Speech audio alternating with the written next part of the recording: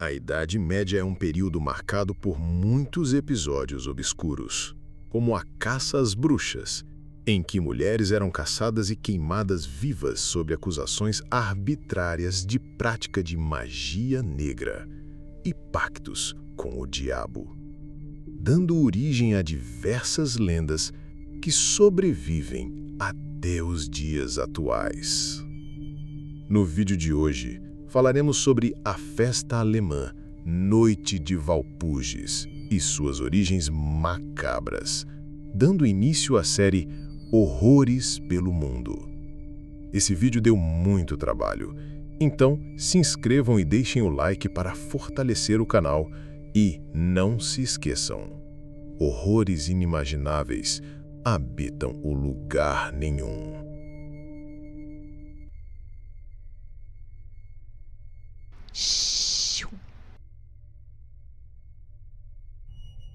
Na véspera de 1º de maio, no início do século XVII, a primavera chegava timidamente à Floresta Harz, mas a névoa teimava em permanecer, envolvendo árvores retorcidas e trilhas desertas.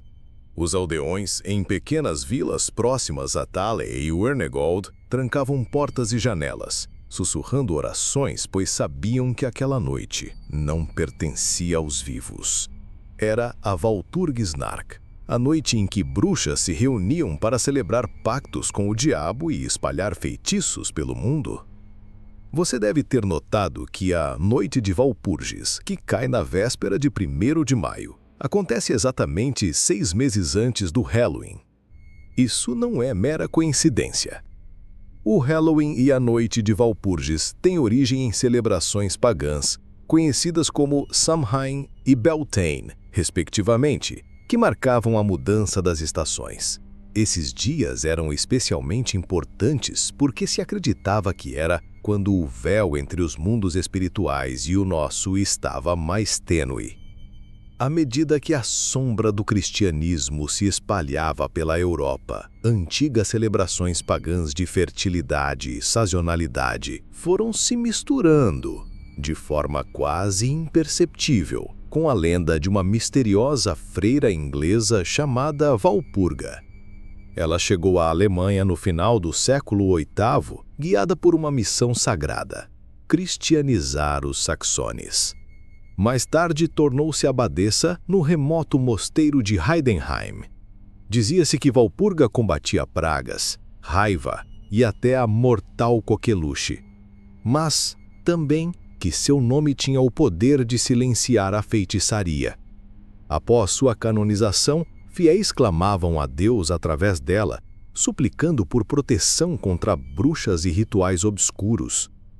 Seu dia, o 1º de maio, foi marcado, segundo um relato medieval, pela data de sua canonização, no ano de 870. Coincidência ou não, essa data já pertencia a um festival pagão. E foi nesse detalhe que algo sombrio se ocultou. Unindo os costumes, os pagãos puderam continuar suas celebrações mascaradas sob o olhar vigilante da igreja, preservando em segredo antigos ritos que naquela noite voltavam à vida. Mas a noite também tinha raízes mais antigas. Rituais pagãos germânicos de primavera realizados para afastar espíritos malignos e garantir boas colheitas desde a Idade Média. Com o tempo, cristianismo e folclore se misturaram, criando a tradição que aterrorizava os aldeões. Práticas pagãs que até então eram mais ou menos aceitas foram repentinamente consideradas malignas e supersticiosas, e aqueles que as praticavam foram condenados à morte. A Alemanha medieval testemunhou algumas das maiores e mais horríveis caças às bruxas da história. A Noite de Walpurgis é às vezes chamada de Hexenbrunnen, a queima das bruxas, devido ao seu passado sangrento. Os moradores locais, portanto, se reuniam no dia 30 de abril para se protegerem das bruxas. Para afastar os espíritos malignos, faziam barulhos altos, acendiam fogueiras enormes e queimavam bonecos de palha e pertences velhos para dar sorte. O que originalmente era uma celebração de primavera transformou-se em uma desesperada tentativa de se proteger do mal. Os viajantes mais corajosos relatavam sombras se movendo entre as árvores, risadas estridentes e luzes dançantes sem fonte aparente. Alguns afirmavam ter visto bruxas e homens flutuando sobre vassouras e cavalos, conduzidos por uma presença maior, no que se chamava caçada selvagem. Acreditava-se que eles cruzavam o céu, trazendo presságios de morte. Entre as figuras mais temidas estavam mulheres acusadas de bruxaria em documentos históricos. Agnes von Mansfeld, executada em 1589, e Catarina Renaud, morta em 1627. Agnes foi acusada de espalhar doenças e amaldiçoar crianças, enquanto Catarina foi acusada de ter voado com outras bruxas, lançando feitiços por vilares vizinhos. Suas histórias são um reflexo do período de perseguição às bruxas na Alemanha Central entre os séculos XVI e XVII. No Monte Brocken, as bruxas se reuniam ao redor de fogueiras crepitantes, dançando e entoando cânticos que faziam a terra tremer. Homens bêbados ou viajantes desavisados que se aventurassem pela floresta eram atacados ou levados para nunca mais serem vistos. Relatos da época falam de passos vindos do nada, correntes arrastando-se pelo chão e o tintilar de sinos invisíveis, criando uma atmosfera de terror constante. Mas o Monte Brocken também tinha seu espectro próprio. Chamado de Brocken Spectral, este fenômeno natural ocorria quando a sombra de uma pessoa aparecia ampliada e cercada por um halo de luz na névoa ou nas nuvens matinais. Para os aldeões do século XVII, esse espectro parecia a própria sombra de bruxas, fantasmas ou demônios observando do cima do monte. Muitos relatos de voos noturnos e encontros com entidades sobrenaturais eram, na verdade, interpretações do espectro de Brocken. Um fenômeno atmosférico que cria uma ilusão de figuras gigantescas na névoa. Durante a Idade Média e a Era Moderna, centenas de pessoas foram acusadas de participar da caçada selvagem, fazer pactos com o diabo ou voar até o Monte Brocken.